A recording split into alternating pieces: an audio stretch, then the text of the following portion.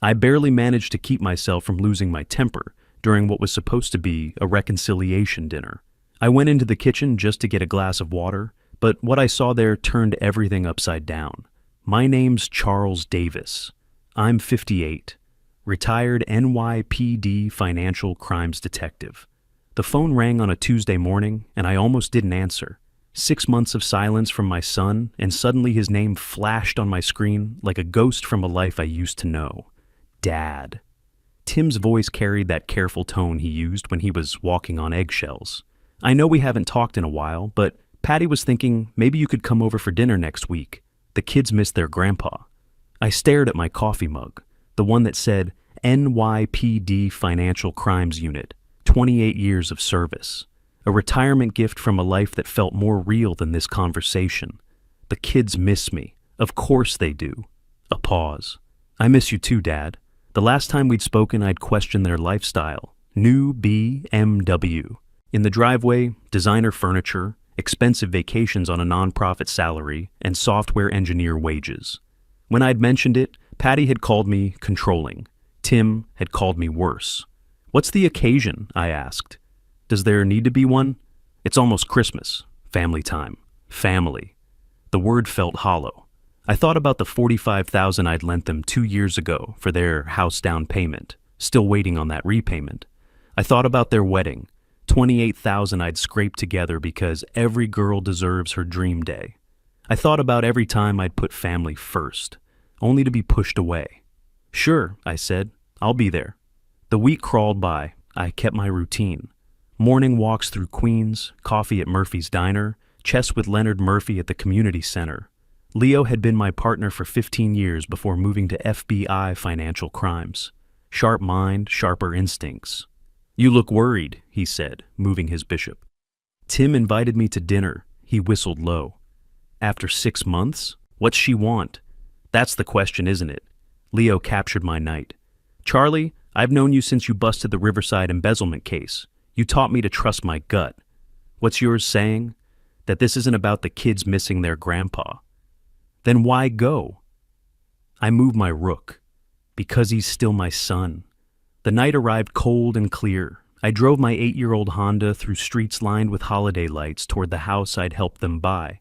482 Maple Avenue sat in Westchester's most expensive neighborhood. Houses pushing $700,000, manicured lawns, 3-car garages. Their mortgage had to be $3,800 a month minimum. On Tim's software engineer salary alone, impossible. The front door opened before I could knock. Patty stood there in a designer dress I didn't recognize, her smile bright and brittle. Charlie, you made it. She hugged me quickly. Perfume expensive and unfamiliar. The house behind her gleamed. New furniture, fresh paint, everything screaming money they shouldn't have. Tim appeared in the hallway, 6'1" of practiced charm in a custom shirt. Dad, good to see you. His handshake was firm enough to prove something. Come in, we've got quite the spread tonight. The dining room table could have fed 12. Prime rib, lobster tails, wine that probably cost more than my weekly grocery budget. The kids, 7 and 5, sat quietly in clothes that still had creases from the store. This is incredible, I said, because what else could I say? Tim got a promotion, Patty said quickly, too quickly, and the foundation's doing amazing work. Heroes Hope Foundation.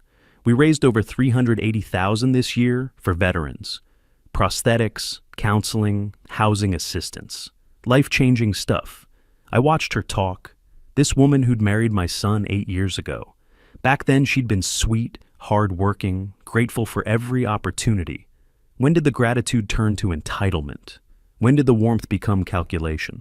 That's generous, I said. Veterans deserve every bit of help they can get. My father had served in Korea, came back with pieces missing that had nothing to do with his body. He taught me about service, sacrifice, honor. Exactly. Patty leaned forward. Which is why I wanted to talk to you tonight, Charlie. We're starting a new initiative. 6 months, we could triple our impact. But funding timelines are tight, and I thought, well, you've always been generous with family. There it was. The real reason for the dinner, the smiles, the expensive food I hadn't touched. How much? I asked. $22,000, she said, as if that made it reasonable. It's tax deductible. And honestly, What else are you doing with your pension? Sitting on it while people who served our country go without. The presumption stole my breath. Tim wouldn't meet my eyes. I appreciate the opportunity. I kept my voice level. But that's not something I can do right now. Patty's smile tightened. Can't or won't? Does it matter? Tim's voice carried an edge. Patty explained the program. These are veterans who need help. I know what veterans need, I said quietly. I also know what family means, or what it used to mean. The temperature in the room dropped 20 degrees. Tim's jaw clenched. What's that supposed to mean? It means I'm still waiting on the $45,000 I lent you 2 years ago. That was for your house, your future, and you were going to pay it back. We've had expenses, Patty snapped, like a life, like responsibilities you wouldn't understand. The words came out harder than I'd intended, like a 85,000 BMW. Like this house that's twice what you need? Tim stood abruptly. I think you should leave. I think I should too. I stood, my napkin falling to the floor like a white flag. As I walked toward the door, I knew what I had to do. Not anger, not yet. Just a cold, clear recognition of what I'd become to the people I love most. A wallet instead of family. Dad, wait, Tim called. But I was already outside. I sat in my car for a long moment, hands shaking. Not from hurt, from something. And else. A feeling I recognized from my detective days when a case finally clicked into place. Then my chest tightened, pressure spreading. I'd felt this before. Stress-induced hypertension. My doctor had warned me about confrontation. I needed water. Maybe I needed to try one more time. I got out of the car and walked back to the house. I didn't knock. The door wasn't locked. They'd left it open in their certainty I wouldn't return. The argument echoed through the foyer, Tim's voice sharp and bitter. Your father always has to make everything about him. Always the righteous cop, looking down on everyone. He just doesn't understand our situation, Patty said, softer but calculating. No, he understands perfectly. He likes keeping you dependent, control through money, classic manipulation.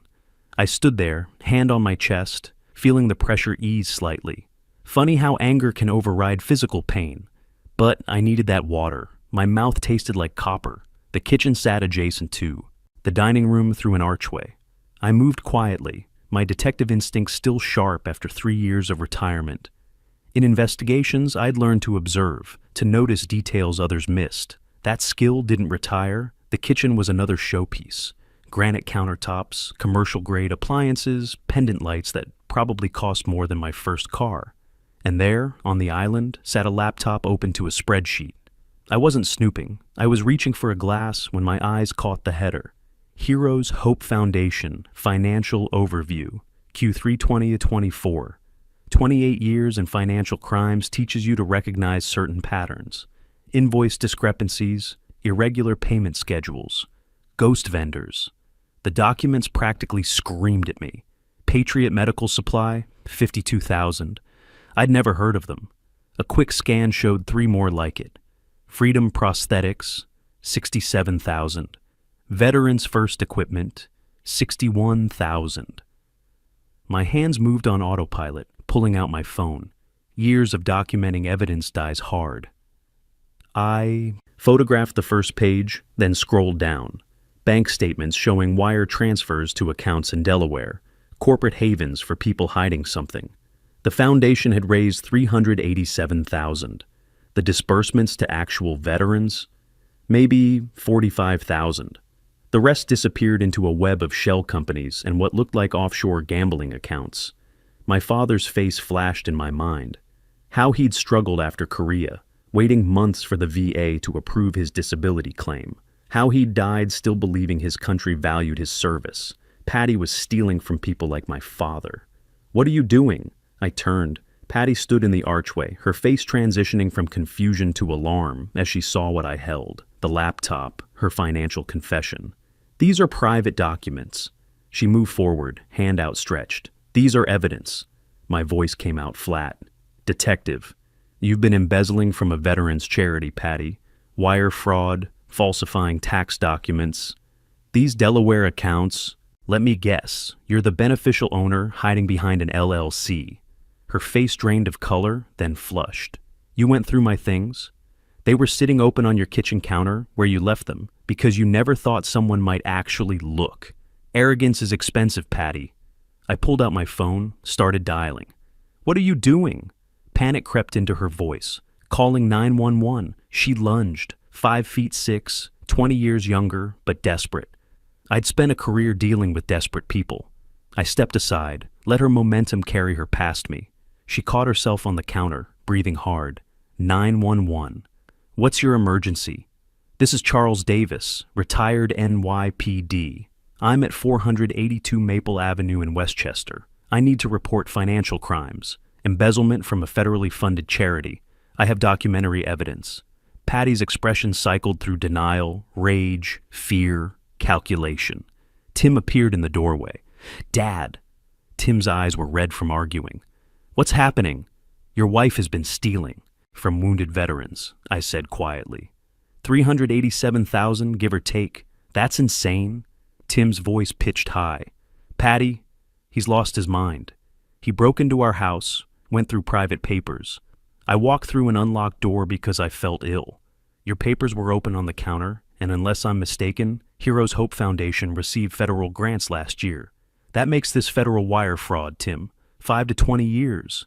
The dispatcher asked me to stay on the line. I could hear sirens already. Living in Westchester had its advantages. Response times averaged under 4 minutes.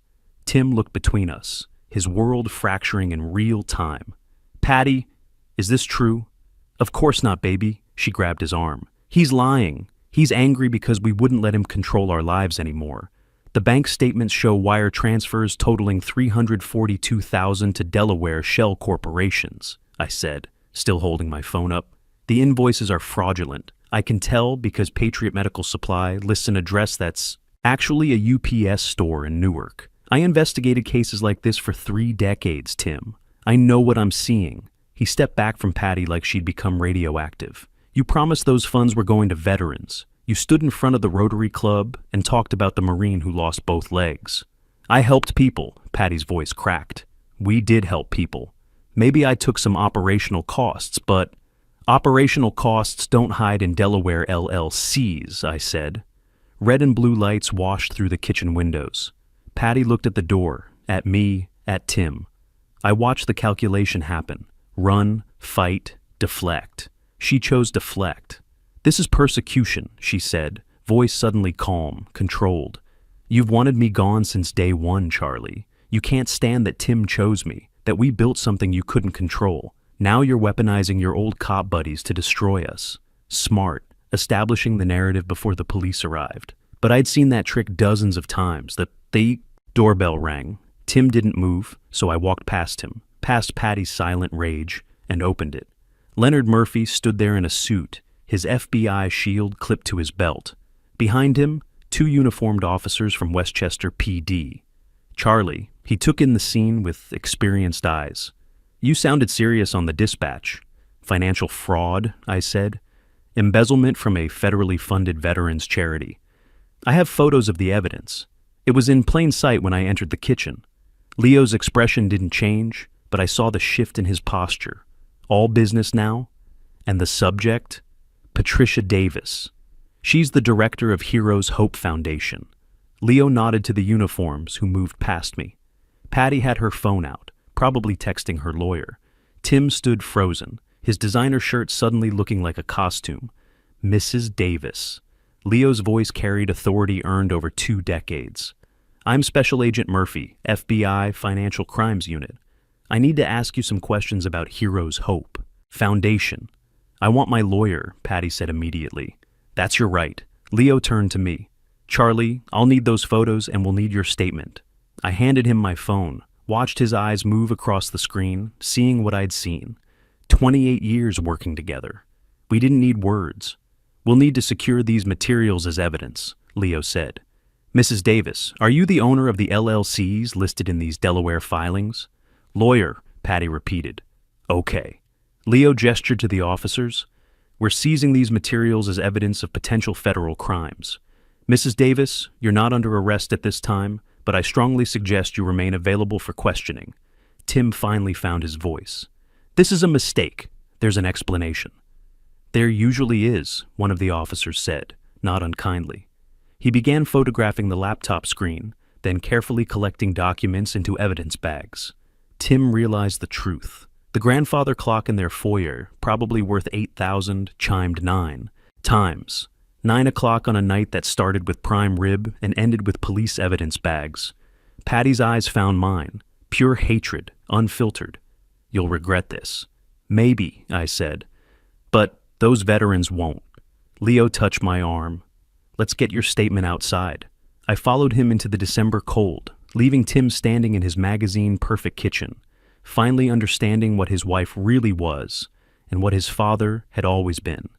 The next week passed in a blur of statements, interviews, and phone calls I didn't want to answer. Leo kept me updated. The FBI had taken over the case. Federal prosecutors were building their file. Forensic accountants were tracing every dollar Patty had touched. The machine I'd once been part of was grinding forward, methodical and relentless.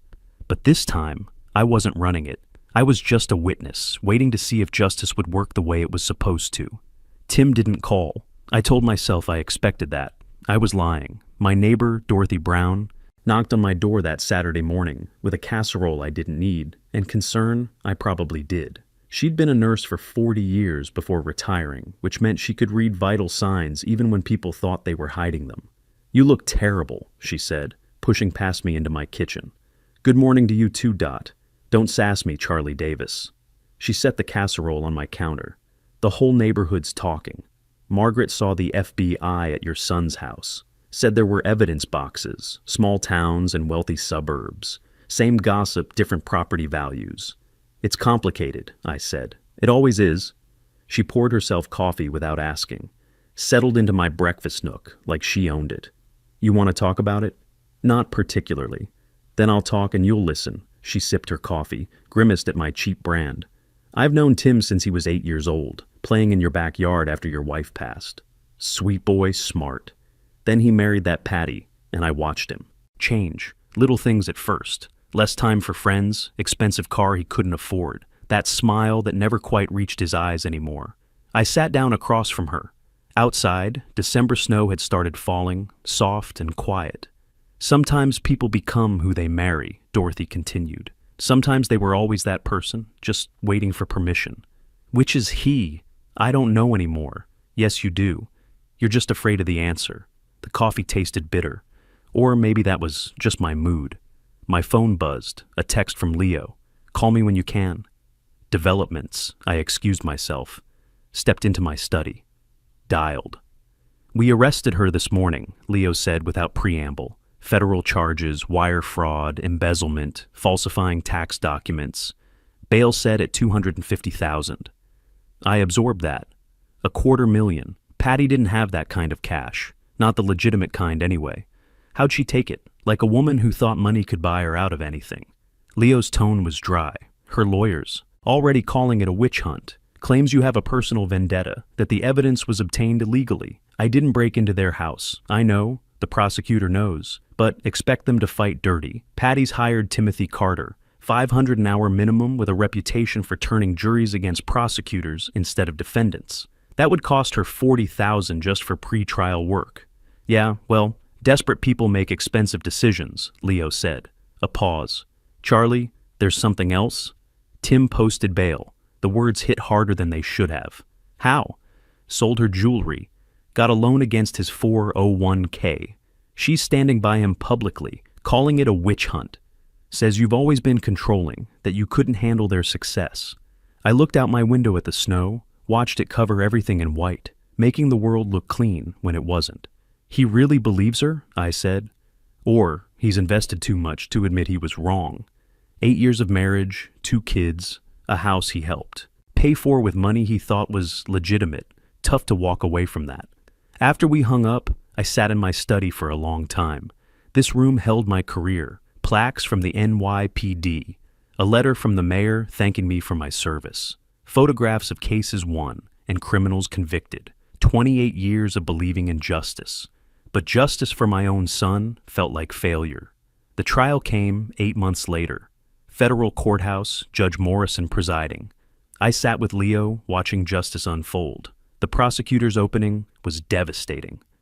Patricia Davis stole $387,000 from wounded veterans through systematic fraud. The trial lasted 6 days. FBI accountants traced every dollar through offshore accounts. $184,000 lost to online gambling sites. A whistleblower accountant testified about processing fraudulent invoices. I chose comfort over conscience until I couldn't sleep at night, she said. When I confronted Patricia, she fired me and threatened to destroy my career. 4 veterans testified. Thomas Martinez rolled into court in his wheelchair. I applied for a specialized chair, $3,200, denied twice, while Patricia bought luxury cars with foundation money. Sandra Brooks came with her service dog. My application for mobility equipment, $2,800, denied 3 times. I wore an ill-fitting prosthetic for 2 years, got infections, nerve damage. Roberto Santos showed a photograph. That's me at 22 in Afghanistan. Patricia denied my housing assistance, $4,600. I lived in my car for 3 months. Ruth Hensley, a woman in her 70s, clutched a folder. Her son Daniel had been denied medical equipment worth $8,000. He died waiting. She took my future, Ruth said quietly, my grandchildren who will never exist. Tim took the stand on day 5. I knew nothing about the foundation finances. I trusted my wife completely. His voice cracked when the prosecutor asked about their divorce. My marriage collapsed when I realized who I'd really married. She chose stealing over honesty. There's nothing convenient about realizing you lived with someone capable of that. When asked why he'd posted bail, Tim met my eyes across the courtroom. I thought I owed her that much. I was wrong about a lot of things. Patty didn't testify. Her lawyer tried to paint me as a vindictive father-in-law, but the evidence spoke for itself. $387,000 stolen, lives destroyed. Veterans denied help while she lived in luxury. The jury deliberated 9 hours, guilty on 12 counts. As marshals led her away, she looked at Tim with pure accusation. He didn't flinch. Outside, Tim found me by my car. Dad, you don't need to say anything. Yes, I do. His eyes were red. You were right, about everything. The money, the lifestyle, her. I chose her lies over your truth because facing the truth meant admitting I'd been played for years. I thought about my father, about what he would have wanted. Justice? Yes. But also family. You're still my son, I said. He broke down then. Really broke down. Can I come home for a while? Figure things out? The kids and I, we don't have anywhere else to go. You don't have to ask. You're always welcome. Patty was sentenced to 12 years in federal prison. 3 years supervised release. Full restitution of $387,000. Timothy Carter had argued for leniency, claimed family hardship, but Judge Morrison wasn't buying it. You stole from people who sacrificed everything for this country, he said. The court finds no mitigating circumstances that justify what you did. 6 months later, we had Sunday dinner at my place. Simple food, honest conversation. Tim was rebuilding, working through the divorce, learning to trust his instincts again. The kids, Emma and Jake, came every weekend, filling my house with noise and life I'd been missing.